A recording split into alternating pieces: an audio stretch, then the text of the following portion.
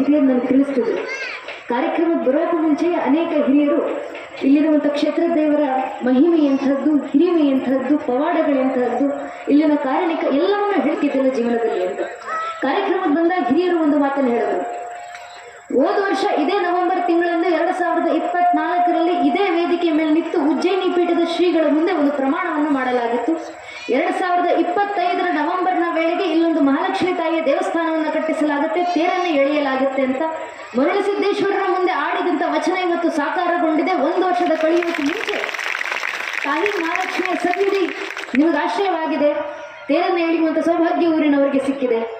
ಆಗಿರೋದೆಲ್ಲರೂ ನಾವು ನಮ್ಮ ಕಣ್ಣಿಗೆ ಕಾಣಿಸೋದು ಪೂಜ್ಯನೇರು ಮಾಡಿದ್ದಾರೆ ಅಂತ.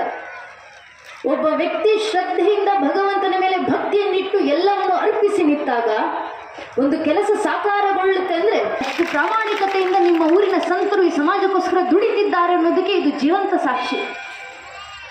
ಲಕ್ಷಾಂತರ ಜನರನ್ನು ಒಂದು ಕಡೆ ಸೇರಿಸೋದು ಸಾಮಾನ್ಯ ಅಲ್ಲ.